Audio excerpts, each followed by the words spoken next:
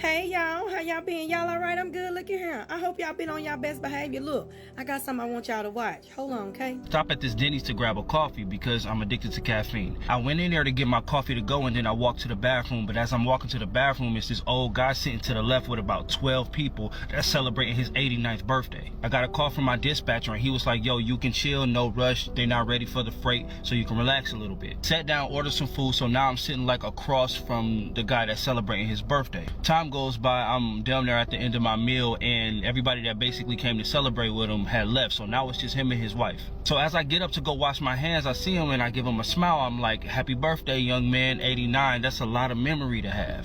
Here's the thing, I don't even know why I said that. He could have had Alzheimer's. I'm not even sure what I meant by that. But that's what I said, and he said, well, thank you, young man. And he smiled and he kind of just stared at me and I just walked back there and washed my fucking hands. So I come back and his wife is gone. She's talking to some other lady that goes to the same church they do. And he sees me, he says, come here, come here, come here. And I said, yes. And he said, there are way too many things that I wish I could forget.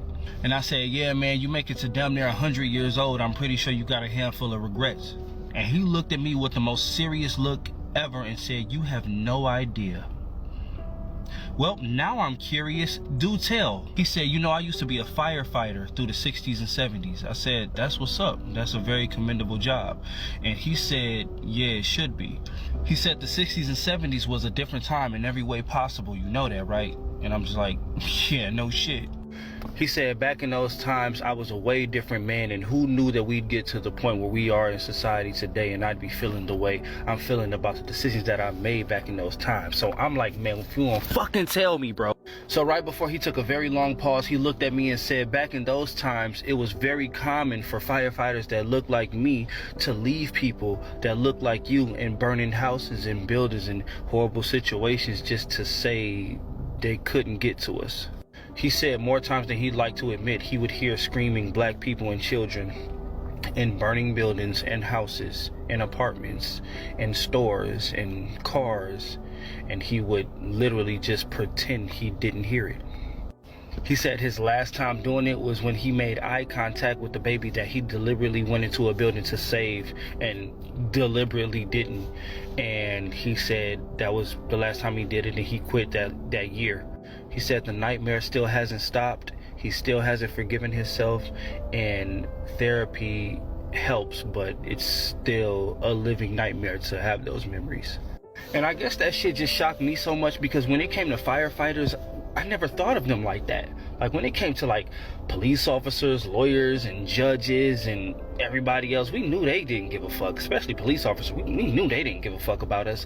But I don't know why that didn't click to me that, no, it was everybody that hated us. Everybody.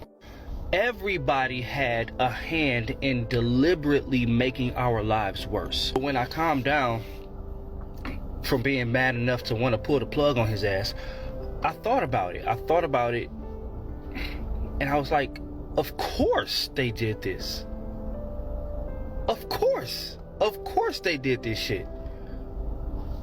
Duh. Like, why was I even shocked? Like, of course.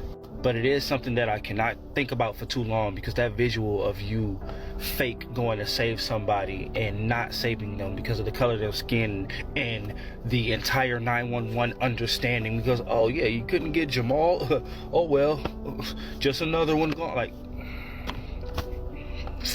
that shit. Now y'all, how could we think that they wouldn't?